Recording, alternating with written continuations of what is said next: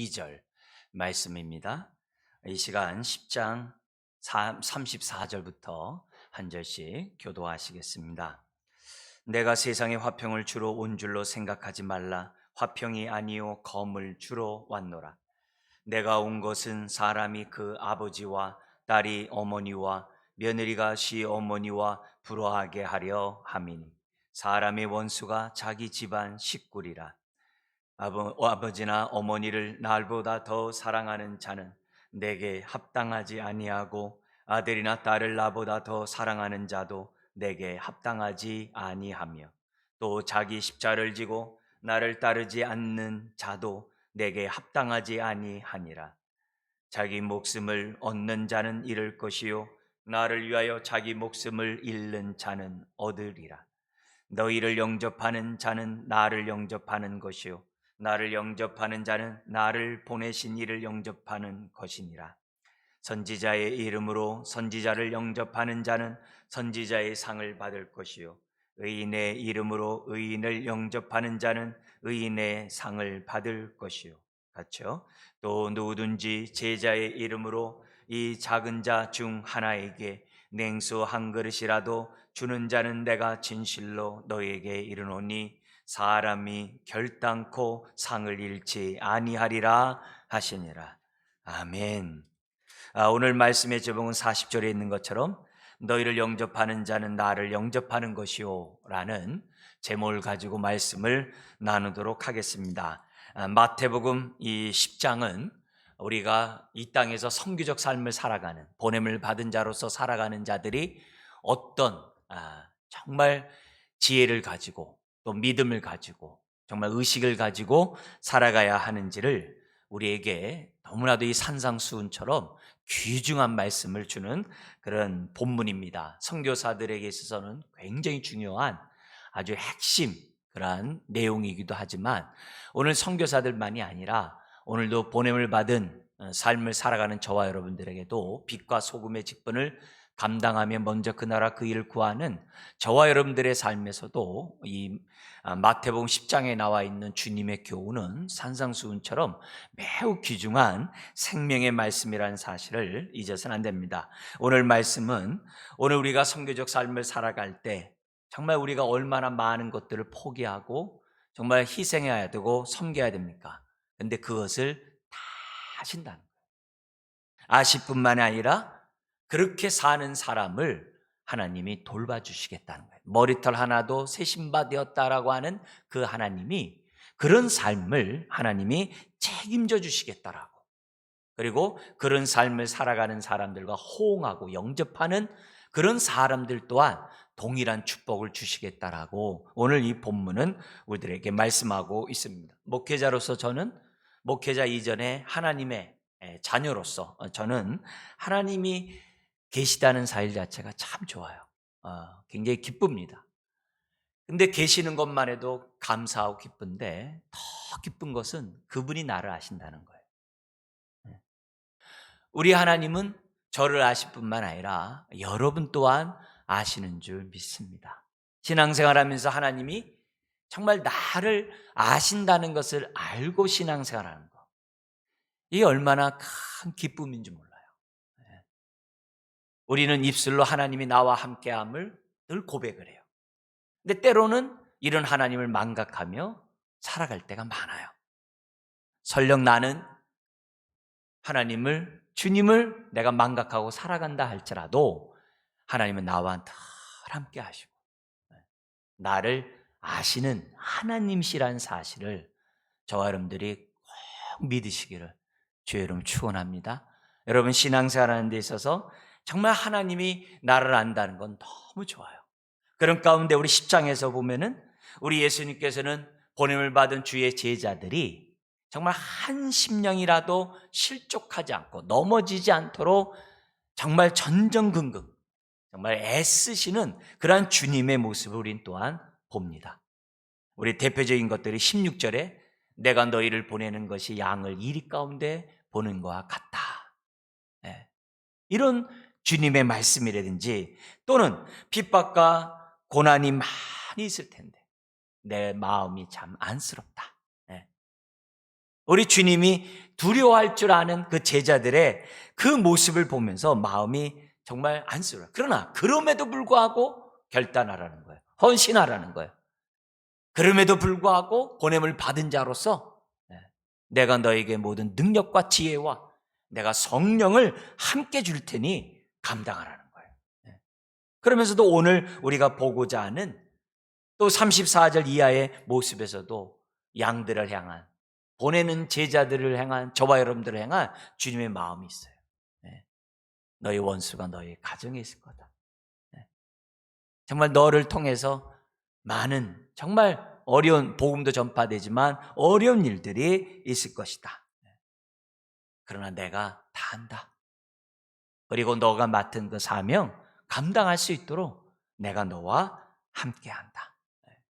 여러분, 오늘 이런 주님의 이런 마음을 저와 여러분들이 알 때 이 마태복음의 10장에 나와 있는 이 말씀이 우리에게 부담이나 정말 이 말씀을 받는데 정말 이렇게 껄끄럽게 받아들인 것이 아니라 내가 비록 이런 삶을 제대로 살지 못한다 할지라도 아멘해요.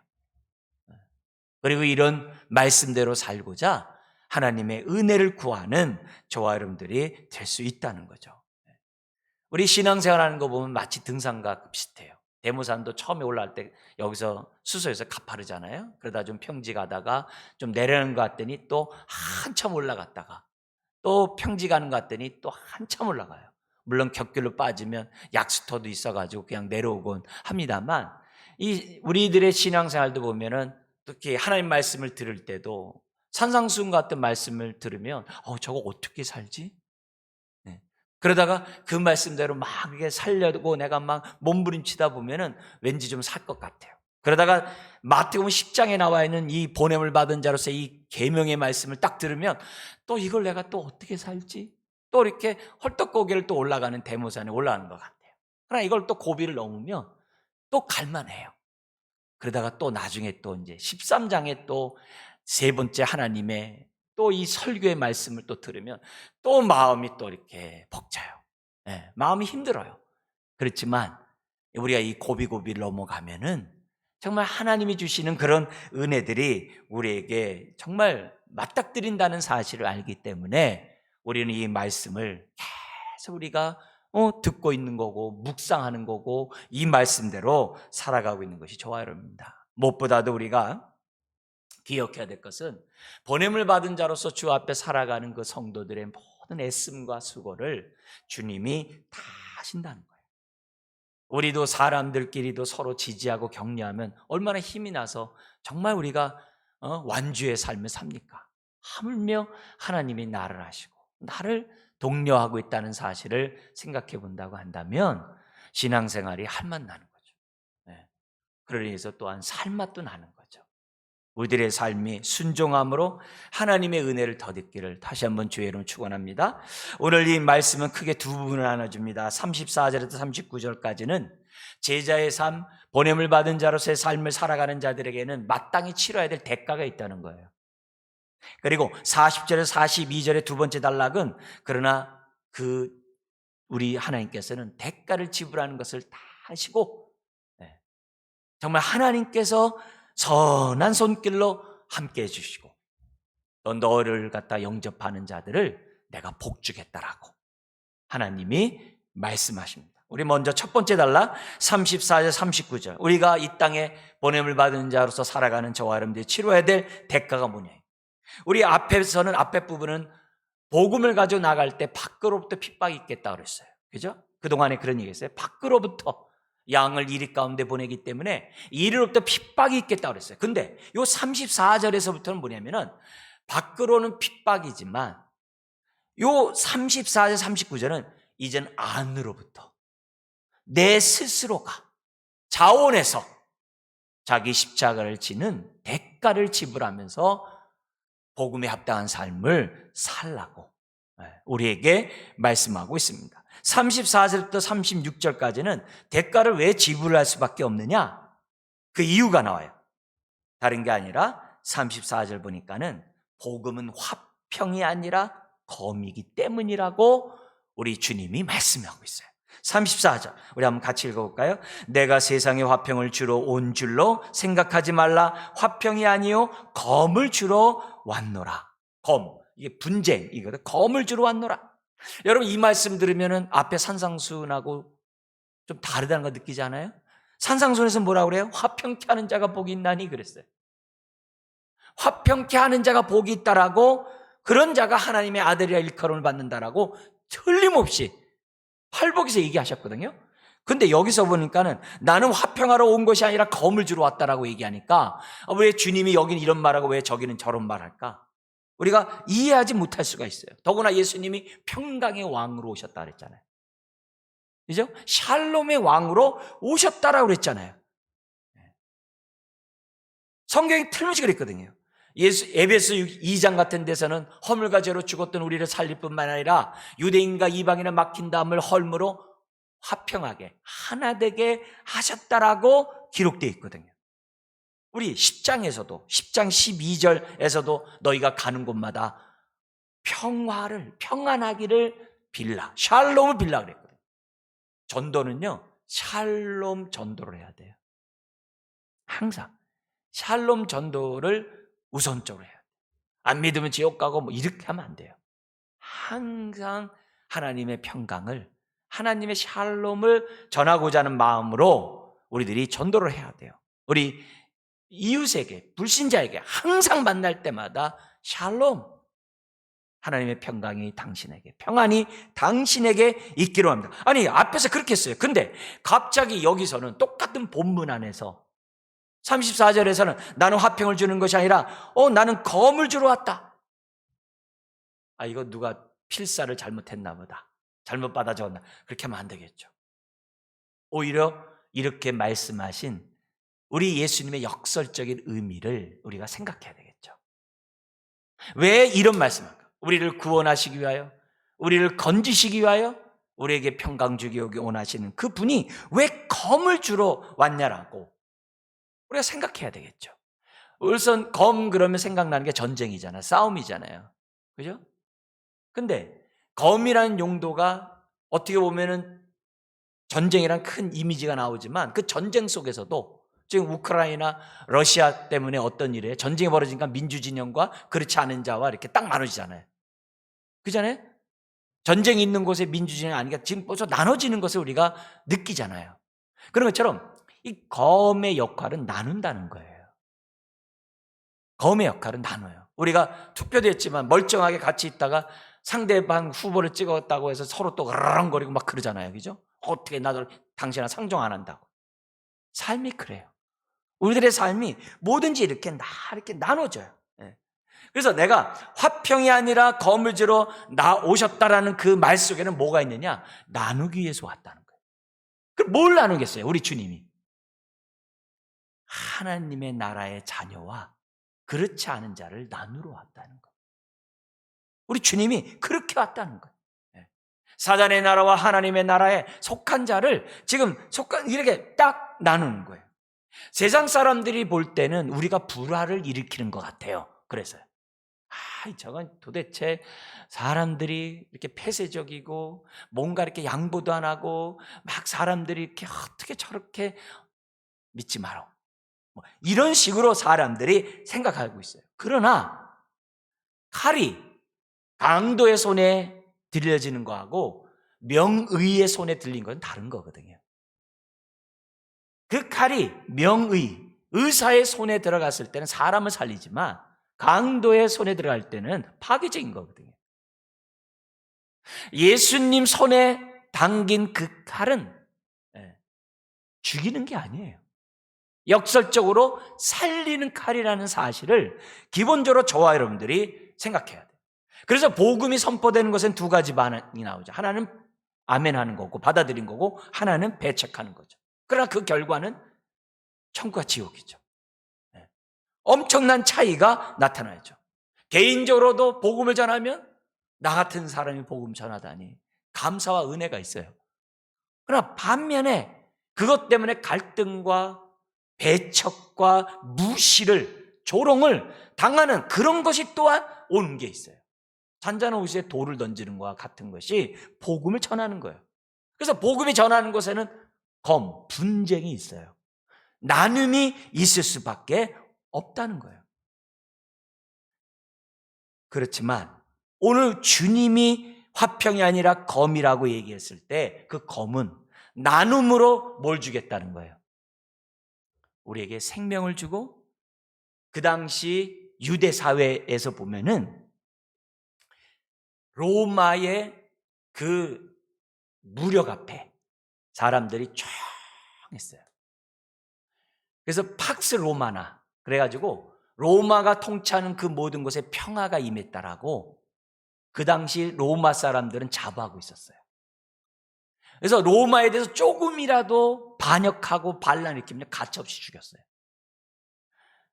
유대 땅에서도 정치범들은 십자가에 못 박혀 죽였어요.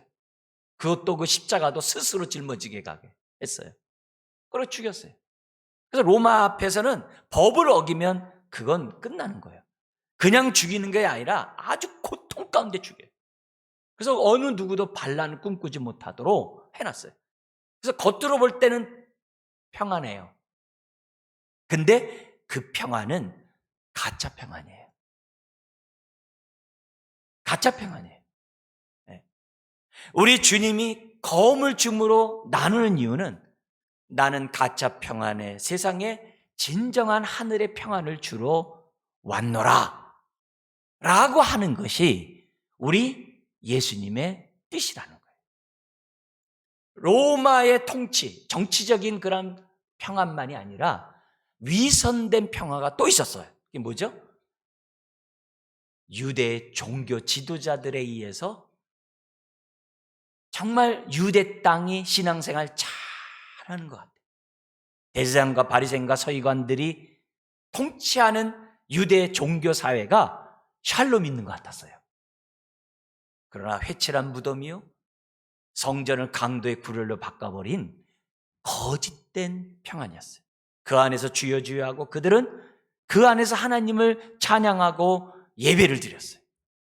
우리 주님은 칼을 가지고 거짓된 평안을 잘라버리고 하늘의 진정한 평안, 그 평안을 유다 백성들에게 주기 위하여 왔다라고 우리가 해석해야 돼요. 우리도 경험하죠, 이걸요.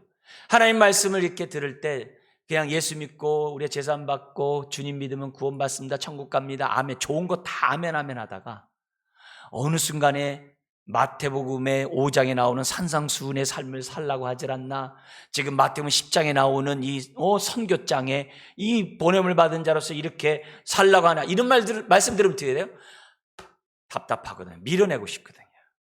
그냥 나 편안히 하나님 믿고 싶은데, 그냥 나 혼자 그냥 편안히 하나님 내가 믿고 신앙생활하고 싶은데 남을 섬기라고 그러지, 복음 전하라고 그러지, 희생하라고 그러지, 이러면 어떻게 돼요? 거부감 되거든요. 밀어내고 싶거든요. 근데 왜 은혜인지 내가 희생을 자원해요. 섬김을 자원해요. 헌신을 내가 즐거움으로 내가 해요. 남들이 안 하고 막 뭐라고 막 그러는데도 왜 유별나가 믿냐 그러는데요, 그 사람이 내 안에 있는 평안을 알 길이 없어요. 내 안에 있는 이 평강을 그 사람이 몰라요. 나는 평강 가운데 하고 있는데 사람들이 몰라요. 네. 우린 이런 경험들을 많이 하지 않습니까? 심지어는 하나님의 말씀을 들을 때 어떤 말씀 나를 확 찔러요. 왜? 말씀은 성령의 검이거든요. 그러니까 나를 확 찔러가지고 이 혼과 영과 이 폐부와 골수를 막 찔러가지고 우리로 하여금 막 회개케 하고 막 그냥 막 하나님 앞에서 막 그냥 막 어떻게 하지 못하도록 막 말씀이 막 몰아가요. 그러면 어떻게 돼? 너무 아프거든요. 근데 왜 은혜입니까? 그 말씀에 순종하면 마음에 은혜가 넘쳐요. 우리 안에 평안이 넘치는 거예요. 우리가 40일 신앙 훈련을 집중적으로 하잖아요. 이게 왜 중요하냐면요, 이런 은혜가 우리에게 임하고 이런 은혜를, 이 평강을 우리가 맛볼 수 있거든요. 네? 찔끔찔끔하는 게 아니라 우리가 이렇게 정말 이렇게 집중해서 말씀에 우리가 내 삶을 드리면요, 남다른 은혜가 있어요. 여러분, 우리가 삼시세끼 이렇게 늘 먹다가도 별식을 먹잖아요. 별식을 먹을 때는 그 별식 먹은 게 기억이 나잖아요. 우리들이 이런 40일 신앙 훈련이 쉽지 않을 거예요. 아직 발동 안 걸린 성도들도 계실 거예요. 그러나 지금이라도 뭐예요? 계속 우리가 이 말씀대로 하다 보면은 왠지 모르게 그 하나님의 그 검이 나에게 오는데 이상한데 내가 살아요. 그 검에 찔렸는데 이상하게 평안이 와요. 검에 찔렸는데 이상하게 정말 하나님이 나와 함께하는 걸 느껴요. 할렐루야. 그게 신앙생활이거든요. 그런데 35절 36절에서는 그런 분쟁의 장소가 바로 가정이래요. 가장 가까운 데서부터 분쟁이 있다는 거예요. 그래서 35절 36절에 내가 온 것은 사람이 그 아비와 딸이 어미와 며느리가 시어머니와 불화가 하려 함이니 사람의 원수가 자기 집안 식구라. 이 말은 뭐냐면 한 집안에서도 믿는 사람이 생기고 안 믿는 사람이 생긴다는 거예요. 한 집안에서도 영적인 하늘의 가정이 생기고 그렇지 못한 가정이 생긴다는 거예요. 그 당시에서도 정말 이 나중에는 뭐예요? 기독교로 개종하는 건 곧 사망, 순교를 의미했어요. 또 나중에는 전체적으로 로마 사회에서도 그건 순교를 의미했었어요. 오늘날에서도 타종교의 여러 종교도 지금 종교를 바꿨을 때 죽이는 그런 일들이 오늘날도 있지 않습니까? 여러분 쉬운 게 아니에요. 그 36절이잖아요. 사람의 원수가 자기 집안 식구라. 여러분 이걸 갖다 원수 이렇게 하라는 얘기가 아니에요. 이제 아까 뭐예요? 칼이 살리는 거라 그랬잖아요. 너희 집안의 원수가 너희 가정이라 그래요. 이런 가정 속에서 지금 뭐 하라는 거예요? 지금 이런 가정 속에서 우리에게 주신 그 하나님의 말씀을 가지고 뭐 하라는 거예요? 지금 나 혼자 예수 믿고 평강 누리고 하나님 자녀가 되는 게 아니라 비록 너희 가정이 원수의 가정이라 할지라도 그 가정에서 뭐라 그래요? 그 칼로 내 가정을 구원하라는 거예요. 내 가정을 구원하라는 거예요. 주님이 칼을 준 것은 멸하려고 하는 게 아니라 살리기 위함이라는 사실을 저와 여러분들이 잊어서는 안 돼요. 근데 이 말씀의 이면에는 뭐가 있냐면은 영적인 가정이 있다는 거예요. 누가 내 모친이며 내 형제며 자녀인가? 하나님의 뜻대로 행하는 자가 내 모친이며 형제여 자매라고 주님이 말씀하셨잖아요. 그런 백그라운드를 가지고 이 말씀을 보면은 오늘 우리들이 신앙생활하면서 육적인 가정만이 가정이 아니라 영적인 가정이 있다는 사실을 생각하면서 내 가정이 비록 왼수가 되는 그런 상황이 복음을 전하면 생긴다 할지라도 그 왼수된 나의 가정을 구원하라. 왜요? 주 예수를 믿어라. 그리하면 너와 내 집이 구원 어디라 그랬잖아요. 너와 내 집이 구원을 얻는다라고 하신 얘기는 그 가정을 구원하기 위해서 나를 먼저 믿게 했다는 얘기거든요. 믿게 했다는 거예요. 비록 너의 가정이 분쟁의 장소라 할지라도 우리는 뭐예요? 칼로 하나님의 나라를 드러내라는 거예요. 하나님 나라를 드러내라는 거예요. 그러려면 어떻게 되냐? 대가를 지불하라는 거예요. 우리 집안이 분쟁의 그러한 장소이기 때문에 대가를 지불해요. 어떤 대가를 지불하느냐? 그게 37절에서부터 39절에 나와 있는 요소예요.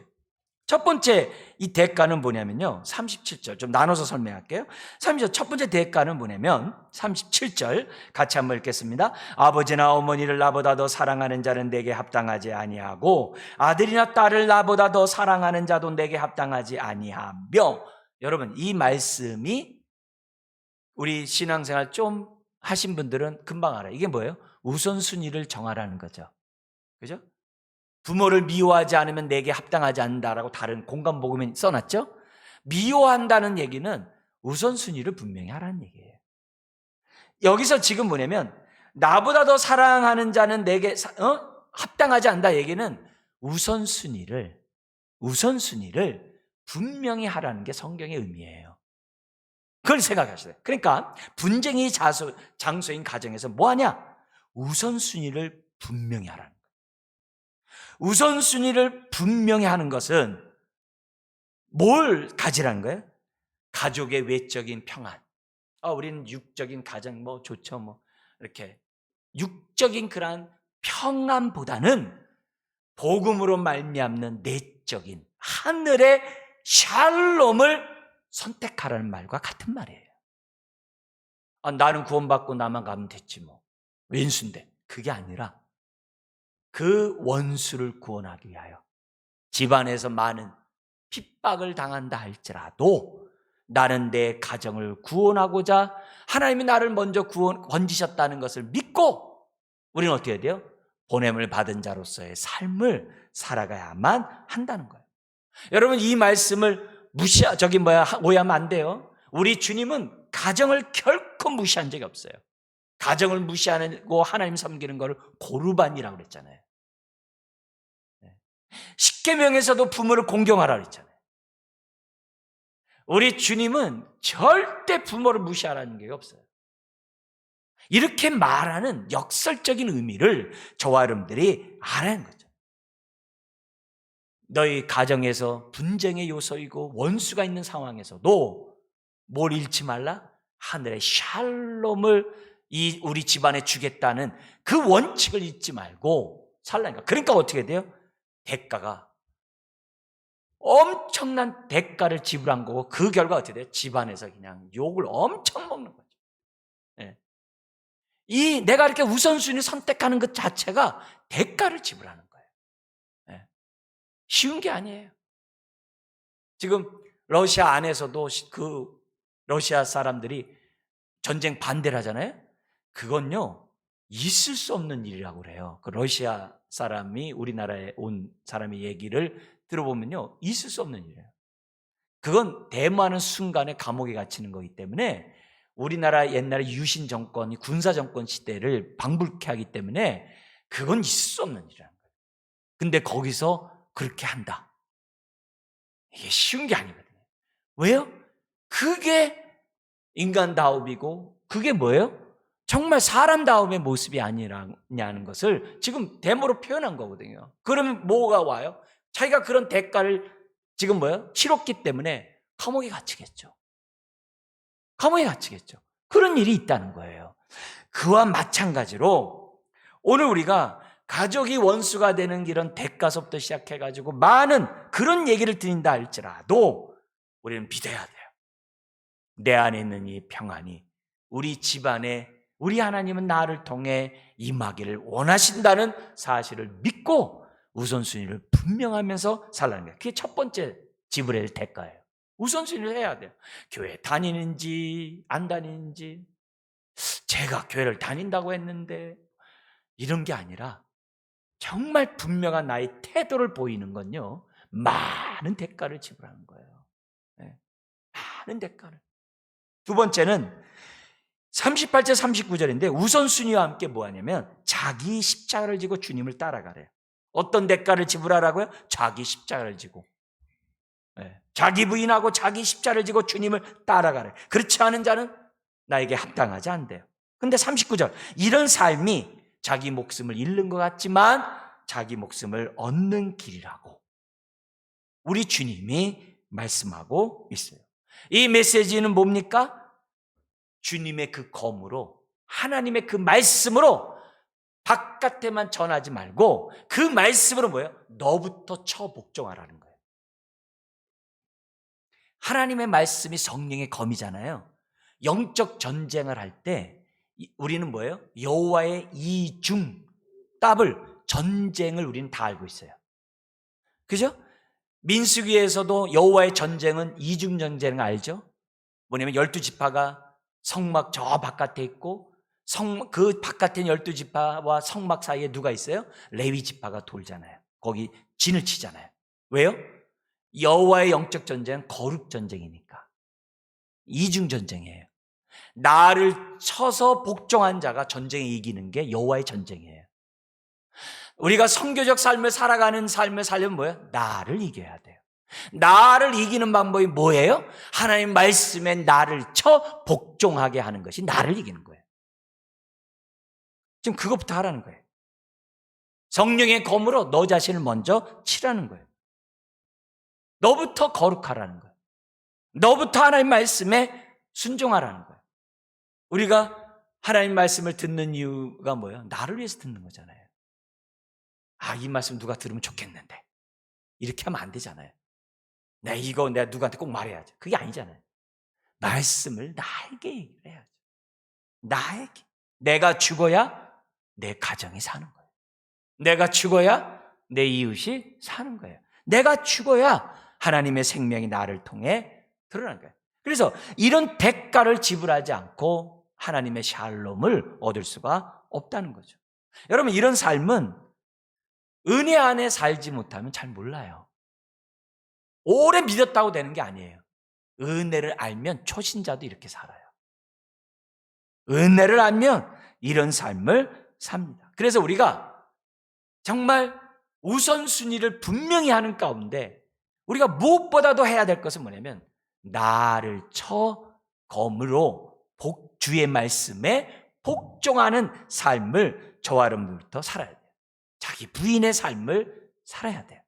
그래야 자기 십자가를 즐거이 기쁨으로 감당해요. 우리 10장에서도 그러잖아요. 복음을 전하는 자가 어떻게 살라고요? 샬롬을 얘기하면서 어떻게 돼요? 너의 삶이 복음이 전파되는데 방해되지 않는 삶을 살라고 그랬잖아요. 집안에서 그렇게 살면요, 부모들은 정말 다 믿어요.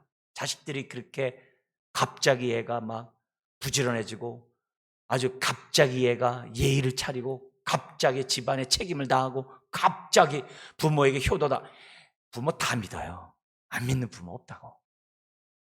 그렇게 우리들이 나를 쳐 복종하는 가운데 삶이 변하지 않은 가운데 교회 다니셔야 돼요. 그러면 어느 부모가 믿겠어요? 너 제사 드리기 싫어서 그렇지? 뭐 이런 저부터 별의별 얘기 다 하죠. 그게 아니에요. 오늘 우리들이 정말 하나님 앞에서 정말 이런 대가를 지불하지 않으면 우리가 어떻게 돼요? 보냄을 받은 자로서의 샬롬을 우리 가정에, 내 친구에게, 내 이웃에게 전달할 수가 없다는 거예요. 그래서 우리 첫 번째 단락에서 우리 주님은 우리에게 말씀하고 있어요. 뭘 말씀하냐? 대가를 지불해야 된다. 왜냐? 말씀이 있는 곳에 칼이 있는 곳에 분쟁이 있기 때문에 그런 분쟁의 삶 속에서 우리는 어떻게 돼요? 대가를 지불하지 않으면 안 된다. 근데 그 대가가 뭐냐? 나를 드리는 대가예요. 우선순위를 정하고 자기를 부인하고 자기 십자가를 지고 그 검으로 나를 쳐 먼저 복종하는, 옛사람을 잘라버리는, 정과 욕심을 십자가에 못 박아버리는 그런 대가를 지불을 해야지만 너도 살고 너의 가정도 살 수 있다는 것이 주님이 우리들에게 말씀하는 내용이에요. 자, 그러면 두 번째 단락이에요. 40절에서 42절에 두 번째 단락이 우리들에게 옵니다. 그럼 이런 복음의 삶, 보냄을 받은 자로서의 삶을 살아가는 자들에 대한 하나님의 위로가 뭐냐 이게.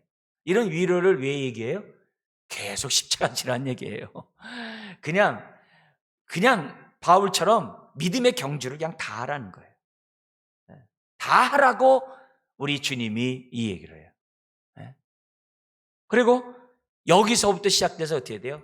제자들은 끊임없이 세상을 향해 선교하러 나간 거고 전도하러 나간 거예요. 지금 이 사건이 계속 오늘날 2022년까지 계속 이어지고 있는 그런 메시지예요. 자, 그러면 하나님이 이런 자에게 주시는 위로가 뭐냐 이게? 상이 뭐냐 이게? 첫째는 오늘 이 본문에서 우리에게 주는 메시지는 이거예요. 예수님이 우리를 예수님 자신과 동일시한대요. 동일시한다. 이 말은 무슨 말이에요? 그리스도 몸의 한 지체로 우리를 부르신대. 다른 말하면 한 몸이 되게 하신대. 그걸 또 다른 말로 하면 저와 여러분들을 축복의 통로로 삼겠대. 정말 주님의 축복의 통로, 한 몸으로 축복의 통로가 되는 것보다 큰 상이 어디 있어요? 그렇잖아요. 나 같은 사람이 주의 정말 쓰임받는 축복의 통로가 되다니. 요 귀절을 바울이 있잖아요. 엄청나게 놀라운 사건을 통해 이것을 갖다 뭐냐면 깨닫게 돼요. 어디서 깨닫냐면은 예수 믿는 사람을 잡아오게 가두기 위해서 저 지금 시리아 다메섹 지역에 있는 그리스도인들을 잡으러 파견을 갑니다. 가는 도중에 부활의 주님을 만나요. 그죠? 그리고 눈이 멀어요. 근데 그 바울이, 그러니까 그때 이제 사울이라고 우리가 표현했을 때, 사울이 그 부활의 주님을 딱 대면했을 때, 주여 니시오니까, 그러니까는 나는 내가 핍박하는 예수라 그랬어요. 내가 핍박하는 예수. 아니, 자기는 지금 예수 믿는 사람을 핍박하러 가는데, 잡으러 가는데, 그 잡으러 가는 게 뭐냐면 예수를 핍박한다. 그 귀절을 들었을 때 그 즉시 깨닫지 못했겠죠. 그가 어떻게 눈이 멀고 3일 정말 식음을 전폐하며 기도하고 그럴 때, 또 아라비아 광야에서 3년 동안 선교 사역을 하면서 그 귀절들을 절실하게 깨닫게 되죠. 그래서 나온 게 교회론이에요. 바울의 교회론. 우리가 구원에 대해서는 정의가 죄사함 받고 하나님의 의롭다함 받고 자녀가 된 게 구원이잖아요. 그건 개인적인 입장의 구원의 정의고, 그리스도의 몸의 입장에서 정의한 구원이 있잖아요. 머리이신 그리스도의 몸에 한 지체로 부름받는 그게 구원이거든요. 그래서 우리가 어떻게 돼요? 개인적으로 날마다 죄에 대해서 죽고 의에 대해서 사는 것처럼 우리는 뭐예요? 날마다 주님이 주신 은혜 가운데 그리스도의 몸을 세워가는 게 구원을 이루어가는 거예요. 그래서 하나님은 은사와 직분을 주신 거예요. 그리스도의 몸을 세워가는 거. 그거예요. 그게 구원이에요. 그것만 있어요? 하나님 나라의 구원도 또 있잖아요. 사단의 나라에서 빛의 아들의 나라로 들어갔기 때문에 먼저 그 나라 그 일을 구하는 삶이 구원을 이루어가는 성화의 삶이에요. 성경 그렇게 얘기하는 거예요. 그러니까 바울이 이 얘기를 정말 그의 서신에서 얼마나 많이 강조했는지 몰라요. 우리 주님이 그러잖아요. 너희를 영접하면은 예수님을 영접한 것이고, 예수님을 영접한 사람은 하나님을 영접했다라고 딱 얘기를 해요. 그잖아요. 40절. 너희를 영접하는 자는 나를 영접하는 것이요 나를 영접하는 자는 나를 보내신 이를 영접하신 것이니라. 네. 그렇게 말씀해요. 아주 정확하게 얘기해요. 이게 얼마나 영광스러운 축복인지 몰라요. 축복인지 몰라요. 내가 복음의 전령자가 되다니, 화목의 직분을 감당하는 새로운 피조물이 되다니, 내가 복음을 전하는 통로가 되다니, 여러분 이것보다 큰 은혜가 없는 거죠. 그런 의미에서 오늘 우리 저와 여러분들이 어떤 자인 줄 기억해야 돼요. 우리를 영접한다 해서 나는 예수님과 동격이야, 그 얘기하는 게 아니에요. 신분이 동격이라는 개념이 아니라 내가 예수님의 전령자가 되었다니, 이 얼마나 감사한 얘기예요. 예수님을 영접하는지 안 하는지 아는 거는요, 내가 전한 복음을 그 사람이 받느냐 안 받는 걸 통해서 알 수 있는 거거든요. 이 얘기는 그 당시 전령에 대한 이야기가 지금 뭐예요? 지금 들어가 있는 얘기예요. 전령을 보냈을 때 그 전령을 갖다 받아들인다는 얘기는 전령을 보낸 사람을 갖다가 받아들이겠다는 거예요. 우리 포도원의 그 비유에서 나오잖아요. 그죠? 농부에게 이자를 보내러 종들을 보냈더니 다 거절하고 심지어 죽이기도 해요. 나중에 아들 보내면 경대하리라 해가지고 아들을 보냈더니 돼요. 상속자가 왔다. 그래서 돼요. 아들을 죽였다라고 하면서 예수님에 대한 그 비유 있지 않습니까? 그게 그 당시에 많이 있는 거예요. 소작농이 그 주인에게 의해서 그 농사를 지면서 사람들이 제대로 그런 관계가 많이 있었거든요. 나라의 관계도 있었지만 일상적인 상업거래도 있었거든요. 근데 예수님이 그걸 가져다가 뭐라고 그러냐면, 내가 너를 하나님의 전령자로 내가 너를 삼았다. 내가 너를 복음의 전령자로 내가 삼았다. 너희를 영접하는 자는 곧 나를 영접하는 것이다. 그러니까 이걸 보면은 저와 여러분들이 얼마나 복음에 대해서 합당한, 복음에 대한 올바른 진리를 갖고 살아야 되는지를 우리들에게 가르쳐주는 그런 메시지입니다. 그래서 이런 것들이 우리가 받는 첫 번째 상급. 두 번째 상급은요, 42절에 나와 있는 것처럼 우리 하나님은 우리가 어떤 대가를 지불했는지 다 아신다는 거예요. 다 아신다는 거예요. 이거는 우리들에게 큰 위로의 상급이에요. 나의 수고를 하시다니. 남이 몰라줘도 주님이 다 하신다는 거예요. 네, 다 하신다는 거예요. 거기 42절에 보면 이렇게 되어 있습니다. 우리 한번 읽어볼까요? 또 누구든지 제자의 이름으로 이 작은 자 중 하나에게 냉수 한 그릇이라도 주는 자는 내가 진실로 너에게 이르노니 그 사람이 결단코 상을 잃지 아니하리라. 이 얼마나 감사해요. 여러분, 지금 뭐냐면 이 메시지 속에서 뭐냐면 다 아시기 때문에 뭐예요? 너희들을 대접해주는, 너희에게 물 한 그릇 떠주는 사람들을 갖다 어떻게 돼요? 붙여주겠다는 거예요. 이 얘기는 앞의 내용과 똑같아요. 앞에 뭐라 했어요? 머리털 하나라도 새 신발 다 되었다. 내가 너희의 선한 목자로서 뭐 한다고 그래요? 거기 우리 10장에서 다 먹이시고 입힐 것이다. 무엇을 하든지 내가 너희를 다 돌봐주겠다. 공중의 새를 봐라. 하나님이 허락하지 아니하면 떨어지지 않는다. 덤으로 주고 하찮게 팔리는 참새도 내가 허락하지 않으면 절대로 땅에 떨어지지 않는다. 하물며 너희일까 보냐. 공중의 새를 먹이는 것처럼, 들의 백합화를 입히는 것처럼 내가 너희 인생을 먹이고 입혀주리라. 그게 아신다는 속에 들어가 있는 거예요. 우리 주님이 그런 삶을 사는 사람을 다 돌봐주겠다는 거예요. 머리털 하나 상치 않는 것만이 아니라 먹이고 입히시는 그런 은혜를 주시겠다는 거예요. 냉수 한 그릇을 대접받게 하시는 그런 은혜. 그렇게 함으로 뭐예요? 그 사람이 어떻게 돼요? 계속 선교적 삶을 살아가는, 보냄을 받은 자로서의 삶을 살아가는 그런 제자가 될 수 있는 거죠. 근데 동시에 어떤 은혜가 있다는 거예요? 너희에게 냉수 한 그릇 주는 사람을 내가 결코 잊지 않으리라. 그렇게 얘기를 해요. 그래서 그 상을 내가 그에게 줄 것이다.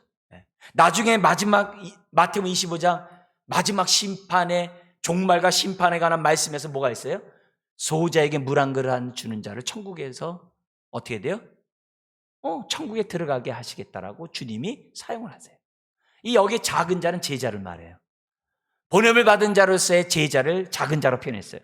작은 자에게 물 한 그릇 주는 자를 갖다가 우편에 있는 양에게, 염소가 아니라, 좌편 염소가 아니라 우편에 있는 양에게 구분하듯이 구분해서 천국에 들어가게 하겠다라고 마태복음 25장의 마지막 얘기하거든요. 그러니까 너희를 영접하는 자를 내가 반드시 구원해서, 너희를 영접하는 자를 반드시 구원해서 다 뭐예요? 하나님의 자녀가 되게 해주시겠다라고 하는 이런 축복을 줬어요. 그러면서 41절에 선지자의 이름으로 영접하면 선지의 상을 받을 것이요 의인의 이름으로 영접하면 의인의 상을 받을 것이다. 여러분, 우리가 선교사를 가지 못한다 할지라도 우리가 뭐예요? 우리가 선교사를 위하여 협력하고 기도하고 물질을 보내요. 여러분, 그 선교사가 받는 그 상을 보내는 저와 여러분들이 받는다는 거예요. 어제 우리 우크라이나에 있는 우리 선교사 그 형제랑 카톡이 통신이 연락돼서 카톡을 받았어요. 주님의 그러한 어떤 은혜가 있냐면은 지금 그쪽 돈바스 지역 쪽이거든요. 거기서 피난민들이 이제 지하철에 들어와서 이제 숨어서 있는데 자기네 집에 거기도 막 못 가고 너무 많고 막 이런 게 많잖아요. 또 그런 사람들은 교회로 온대요. 근데 우리 그 선교사 교회가 뭐냐면은 가정주택을 갖다가 그 뭐냐면 교회를 쓰고 있는 형제예요. 그러니까 그 안에 뭐냐면 노아의 방주처럼 사람들이 들어와 가지고 같이 이렇게 기도 생활하고 같이 이렇게 돌봄 속에서, 왜냐면 얼마나 마음이 저하겠어요. 무섭고 그래야겠어요. 그러니까 교회로 피신 온 거예요. 그래서 주의 보혈이 문지방과 임방의 발음으로 재앙이 넘어갔듯이 이곳을 주고 있다고, 앞으로도 그렇게 해달라고 하는 그런 문자를 저한테 보냈어요. 그러면서 같이 거기서 먹고 자고 그렇게 지금 이제 그런 은혜가 있거든요. 그러니까 지금 뭐냐면 그 선교사를 위해서 우리가 기도하고 그 선교사를 위해서 우리들이 후원을 하면은 그가 그쪽에 있는 사람들을 돕는 그 하나님의 축복을 동참한 사람들이 함께 누리게 된다는 거예요. 다행히 안전하고 다행히 거기서 지금 뭐냐면 생활하고 있어요. 장기전을 지금 대비하고 있다고 하더라고요. 그러니까 그러려면 어떻게 돼요? 물과 양식이 엄청 필요하겠죠. 네. 여러분, 이 복은 선교사들만 있는 게 아니에요. 목회자도 똑같아요. 여러분들이 저와 함께 몸된 교회를 섬기고 저를 위해서 기도해주고 저에게 어떻게 돼요? 이 일에 전념할 수 있도록 물질로 헌신하고 이 모든 것들이 뭐예요? 제가 받는 복을 여러분이 함께 받는 거예요. 함께 받는 거예요. 하나님이 결코 그 상을 잃지 않는다 그랬어요. 거기에 결단코 상을 잃지 아니하리라. 여러분의 섬김에 대한 그 상을 하나님 뭐예요? 결단코 잊지 않겠다. 주의 이름으로 섬기는 그 모든 일에 하나님이 축복해 주시겠다라고. 지금 뭐냐면 하나님이 약속해요. 우리가 복음을 전하는 그 사람을, 정말 우리들을 환대하는 그 사람을 하나님이 결단코 그 영혼을 잃지 않을 거라는 거죠. 자, 그런데 하나 더 나갔어요. 소자에게, 여기 소자는 보냄을 받은 자의 제자라고 그랬어요. 이 제자들에게 냉수 한 그릇 주는 것은 어떻게 돼요? 마지막 심판의 기준만이 아니라 이 냉수 한 그릇 주는 것이 뭐예요? 누구든지 할 수 있다는 거예요. 누구든지 할 수 있는 일이라는 거예요. 그게 강조점이에요. 누구든지. 여러분, 사람에게 물 한 그릇 주는 거 누구든지 못하겠어요? 많은 걸 요구하는 게 아니에요. 물 한 그릇 주는 건데요. 누가 못하겠어요? 누구든지 할 수 있을 뿐만 아니라 이 말씀 속에는 뭐예요? 그 어떤 사람도 예외 없이 다 상을 받을 수 있다는 거예요. 하나님 앞에서는요, 큰 일만 큰 게 아니에요. 지극히 작은 일도 하나님은 어떻게 돼요? 큰 상을 베푸세요. 5달란트 남긴 사람이나 2달란트 받은 사람 상이 똑같아요. 1달란트 받은 사람이 1달란트 남기면요, 상이 똑같을 거예요. 우리 주님은 내가 무엇을 하든지 크든 작든, 우리나 크든 작든 생각하죠. 하나님 앞에서는 크든 작은 게 중요한 게 아니에요. 얼마만큼 내가 생명의 통로가 됐냐 이게. 얼마만큼 나를 통해 하나님의 샬롬이 나갔냐 이게. 얼마나 나를 통해서 하나님의 복음이 나갔냐. 주의 사랑이 들어. 이게 중요하지. 뭐 큰 일 작은 일 그게 중요한 게 아니에요. 작은 일이라도 충성하는 자. 하나님이 그 상을 결단코 잃지 않도록 해주시겠다라고 말씀하고 있어요. 할렐루야. 오늘 이 마태복음 10장은 선교장, 보냄을 받은 자로서 어떻게 살아간다는 걸 우리에게 보여줘요. 우리는 보냄을 받은 자예요.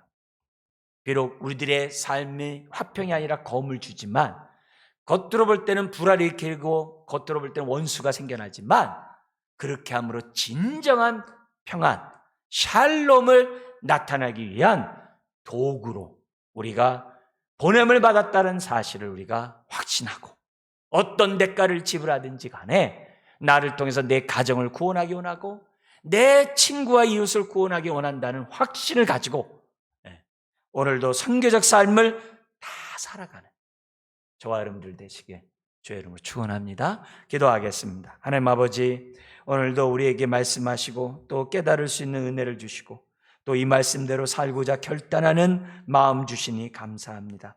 주여, 결단코 상을 잃지 않게 하시는 그 하나님의 그 은혜, 나를 아시는 그 하나님의 그 은혜를 주여 온전히 맛보며 축복의 통로들 되는 자녀들 되게 하여 주옵소서. 예수님의 이름으로 기도드리옵나이다. 아멘.